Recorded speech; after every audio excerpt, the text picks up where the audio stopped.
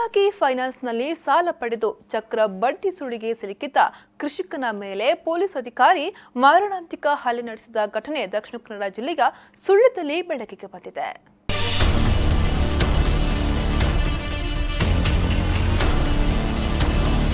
ದಕ್ಷಿಣ ಕನ್ನಡ ಹಾಗೂ ಕೊಡಗು ಜಿಲ್ಲೆಯ ಗಡಿಭಾಗದ ಬಾಳೆಂಬಿ ನಿವಾಸಿ ಕೃಷಿಕ ರವೀಂದ್ರ ಸ್ಥಳೀಯ ಫೈನಾನ್ಸ್ನಲ್ಲಿ ಕೃಷಿಗಾಗಿ 1 ಲಕ್ಷ ರೂಪಾಯಿ ಸಾಲ ಪಡೆದಿದ್ರು. ಸಾಲ ಮರುಪಾವತಿ ಮಾಡಲಾಗದೆ ಚಕ್ರಬಡ್ಡಿಯ ಸುಳಿಗೆ ಸಿಕ್ಕಿಬಿದ್ದ ರವೀಂದ್ರರ ವಿರುದ್ಧ ಫೈನಾನ್ಸ್ ಮಾಲೀಕ ಡಿಬಿ ಕೇಶವ್ ಸುಳ್ಯ ಕೋರ್ಟ್ನಲ್ಲಿ ದೂರು ನೀಡಿದ್ರು. ಈ ಬಗ್ಗೆ ಜಿಲ್ಲಾ ನ್ಯಾಯಾಲಯದಲ್ಲಿ ಅರ್ಜಿ ಹಾಕಿದ್ದ ಕೃಷಿಕ ರವೀಂದ್ರ ಅವರಿಗೆ ನ್ಯಾಯಾಲಯದಲ್ಲಿ ಸೋಲಾಗಿದೆ. ಸುಳ್ಯ ಕೋರ್ಟ್ನಲ್ಲಿ ರವೀಂದ್ರ ವಿರುದ್ಧ ವಾರೆಂಟ್ ಹೊರಡಿಸುತ್ತಿದ್ದಂತೆಯೇ ಕೃಷಿಕ ರವೀಂದ್ರ ಬೆಂಗಳೂರಿನ ಹೈಕೋರ್ಟ್ಗೆ ಅರ್ಜಿ ಸಲ್ಲಿಸಿದ್ದು ಸ್ಟೇ ಆರ್ಡರ್ ಅನ್ನು ಪಡೆದಿದ್ರು.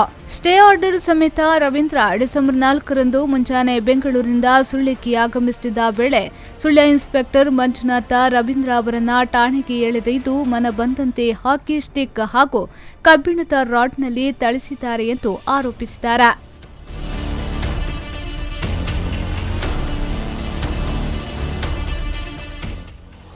ಸ್ಟೇ ಆರ್ಡರ್ ಇದ್ದು ಕೂಡ ಸುಳ್ಯಕ್ಕೆ ನನ್ನನ್ನು ಇಲ್ಲಿ ಕಲ್ಲುಗುಂಡಿಯಲ್ಲಿರುವ ಚಾಮಯ ಪೊಲೀಸು ಇದು SI ಅವರು ಇಲ್ಲಿ ಬರಲಿಕ್ಕೆ ಹೇಳಿದ್ದಾರೆ. ಏನೂ ಇಲ್ಲ, ಒಂದು ಸೈನ್ ಮಾಡಿ ಇದು ಸಮನ್ಸ್ ಕಾಪಿ ಉಂಟು, ಅದು ನಮಗೆ ತಗೊಂಡು ಹೋಗ್ಬೇಕು ಅಂತೇಳಿ ಹೇಳಿದ್ದಾರೆ.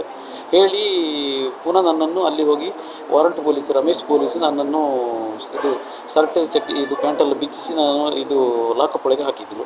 ಮತ್ತೆ ಬಂದು SI ನನಗೆ 4 ಗಂಟೆಯಿಂದ 5 ಗಂಟೆವರೆಗೆ ಹಾಕಿ ಸ್ಟಿಕ್ಕಲ್ಲಿ ಹೊಡೆದಿದ್ದಾರೆ. SI ಸುಳ್ಯ ಠಾಣೆ SI ಮಂಜುನಾಥ್ ಅವರು ನನಗೆ ಹಾಕಿ ಸ್ಟಿಕ್ಕಲ್ಲಿ 1 ಗಂಟೆ ಹೊಡೆದಿದ್ದಾರೆ. ಕೋರ್ಟ್ ಆದೇಶ ಇದ್ರೂ ಅದನ್ನು ನಿರ್ಲಕ್ಷಿಸಿ ಇನ್ಸ್ಪೆಕ್ಟರ್ ಮಂಜುನಾಥ್ ಮಾರಣಾಂತಿಕ ಹಲ್ಲೆ ನಡೆಸಿದ್ದಾರೆ.